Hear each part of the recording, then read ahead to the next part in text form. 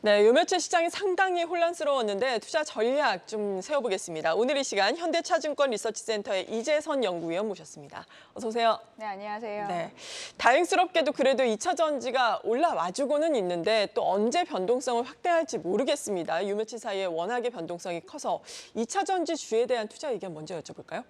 최근 쏠림 현상은 다소 좀 과도하다라고 좀 생각이 들고 있고요. 현재 2차 전지 시총 대비해서 신용잔고 추이를 보시면 2주 사이에 16%에서 21%까지 굉장히 가파른 상승폭을 이제 시현을 했습니다. 과거 이제 화장품이라든지 바이오, 성장주가 이제 두드러졌던 네. 2014년 대비해서도 좀 높은 수준이다라고 말씀을 드릴 수가 있을 것 같고요. 물론 이제 2차 전지를 대표하는 업종군에 있어서의 그 PBR이라든지 밸류에이션 부담은 사실 그렇게까지 높은 수준은 아니지만 향후 조금 거래량 같은 경우라든지요, 내지는 이제 반대 매매에 있어서의 리스크 요인은 여전히 좀 생각할 필요가 있다라고 생각이 들고 있고요. 따라서 이제 시장이 안심하고 있는 부분이 조금 틀어지게 된다라고 네. 했을 때는 단기적으로 조정 가능성도 높다라고 생각을 하고 있습니다. 6월달 이후에 외국인과 기관들의 수급도 다소 조금 약화된 상황이고요.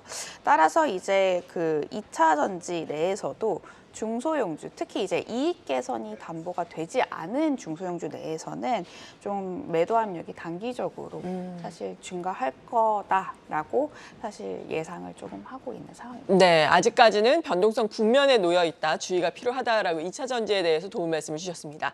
2차 전지가 어제 급락을 하니까 또 어제 실적을 발표를 했던 뭐 삼성전자라든지 SK하이닉스 등 반도체주가 좀 같습니다. 오늘 반도체 투탑은 쉬어가고 있지만 아랫단에 있는 소부장 쪽은 어제에 이어서 오늘도 올라오고 있는 종목들이 있는데 반도체 쪽은 어떻게 진단을 하십니까? 2차 전지 수급이 다소 약화된다라고 했을 때는 반도체 쪽으로의 수급 로테이션 강화 가능성을 전 8월 달에 높게 보고 있는 네. 상황이고요. 단기적으로 앞서 제가 말씀드렸다시피 일부 종목에 있어서 과열 양상을 보여주고 있기 때문에 단기적으로 증시 같은 경우는 쏠림에서 여타 업종으로 수급이 확산될 수 있는 업종을 조금 찾을 것 같다. 대안 찾기에 나설 것으로 이제 생각을 하고 있습니다. 무엇보다 이제 금리 하락이 저희가 8월 달에 관찰이 된다라고 했을 때는 네. 주도주가 좀 더 갈 수 있는 모멘텀이 형성될 가능성이 높은데 저희가 7월 FMC 회의에서도 확인했듯이 연준이 여전히 이제 연내 추가 이제 금리 인상에 대해서 이제 유지를 하고 있기 때문에요. 네. 스탠스를 사실 금리 하락이 제한된다라고 했을 때는 이제 주도주가 모멘텀을 받고 좀 더 갈 수 있는 이제 여력은 이익 모멘텀이 그 이상 수준을 보여주지 않는 이상은 좀 제한된다라고 생각을 하고 있습니다. 그렇기 때문에 시장 같은 경우도 보자면은 8월 달에는 코스피 대비해서 그간 이제 가파른 상승세를 보였던 업종보다는 오히려 코스피에서 소외된 업종들을 조금 네. 찾을 거다라고 생각이 들고 있는 상황입니다. 네, 소외됐던 업종들 어떤 것들이 있는지 어떤 것들 유망하게 보고 계신지 차근차근 알아볼 텐데 일단은 호실적을 발표를 한 자동차주들이 뚜렷하게 또 반응을 나타내지 않고 있습니다. 오늘 기아가 상승 탄력을 키워가나 했는데 2%대 오름세에 머무르고 있는 상황이거든요. 자동차, 뭐 픽아웃에 대한 우려는 어떻게 보고 계십니까? 아직까지는 사실 저희가 이익 모멘텀으로 보자면은 자동차가 여타 업종 대비해서도 양호한 수준이기 때문에 피크아웃 우려 가능성은 아직까지는 좀 제한적이다라고 말씀을 드릴 수가 있을 것 같고요. 무엇보다도 저희가 이제 이익 개선이 이제 담보가 되는 업종들은 상대적으로 이번 연도 국면에서는 방어력이 높을 것으로 네. 생각이 들고 있습니다. 특히 이제 저희 2분기 실적 시즌이 지금 진행 중인 상황인데 반도체를 이제 대신해서 자동차라든지 상사라든지 기계라든지 이런 관련된 업종들이 실적 시즌 내에 지금 영향력이 높아지고 있거든요. 그렇기 때문에 방어력이 높은 관점에서만 생각을 해보자면은 비중을 중립 수준으로 유지를 하는 게 저는 맞다라고 생각을 하고 있습니다. 네, 그리고 그동안 소외됐던 업종군들을 보자라고 말씀해 주셨는데 어떤 업종을 유망하게 보고 계세요? 첫째로 이제 주가 부진 업종에 좀 관심을 가지게 된다라고 했을 때는 저는 중국 쪽에서 소비 테마 업종을 조금 관련이 유심히 좀 살펴보자라고 말씀을 드리고 있고요. 그 중에서도 화장품과 유통 업종을 조금 추천을 드릴 건데요. 중국 정부 같은 경우를 보자면은 지금 첫 번째 지준율 인하 발표를 6월 달에 발표를 했고요. 아직까지는 이제 경기 모멘텀이 완전하게 이제 올라가고는 있지는 않지만 이게 추가적으로 부양책의 연속성을 나타낼 가능성이 향후 3, 4분기 중에 높다라고 생각을 하고 있습니다. 그렇게 된다라고 했을 때는 국내 중국 테마 이제 관련주들을 보면은 그 반등 시점이 좀 시차를 두고 반영을 하게 되는데요. 저희가 통상적으로 중국 인프라와 소비 이제 두 가지 테마를 이제 분류를 하게 되는데 일단 이제 화학이라든지 철강, 기계 뭐 이런 업종들은 1차적으로 반등을 했습니다. 아시다시피요. 그 이후에 한 대략적으로 2개월 이후에 저희가 소비 테마 관련된 업종들이 상대적으로 좀 약진하는 흐름이 역사적으로 관찰이 됐기 때문에 저는 이게 8월 중으로 본격적으로 조금 두드러지지 않을까라고 생각을 하고 있고요.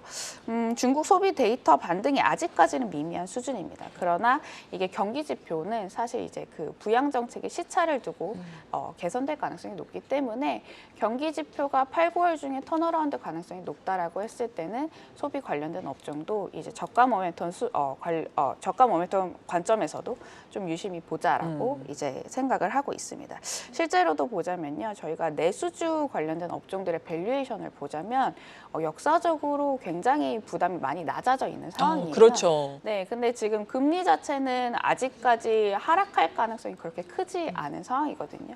그래서 8월 달에는 금리에 대한 부담이 높은 업종들보다는 오히려 금리의 부담이 낮은 업종, 즉 말해서 밸류에이션 부담이 낮은 업종들을 좀 찾자라고 저는 포인트를 두고 있고요.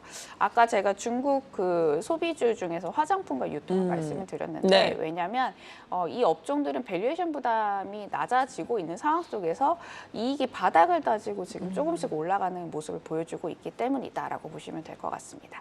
그 외에도 아까 제가 말씀드렸다시피 2차 전지의 대안으로 이제 수급이 한쪽으로 또 쏠리게 된다라고 했을 때는 반도체 같은 경우를 보자면은 저희가 이익 개선이 점진적으로 계속해서 진행 중이기 때문에 반도체가 추가적인 대안으로 좀 부상하지 않을까라고 생각이 들고 있고요.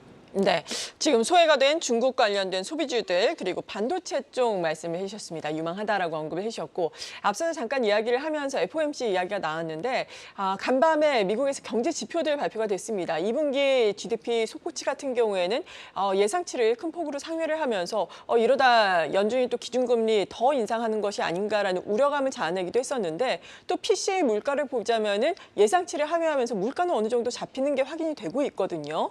앞으로의 연준의 기조라든지 미국의 경기 문제에 대해서는 어떻게 판단을 하세요?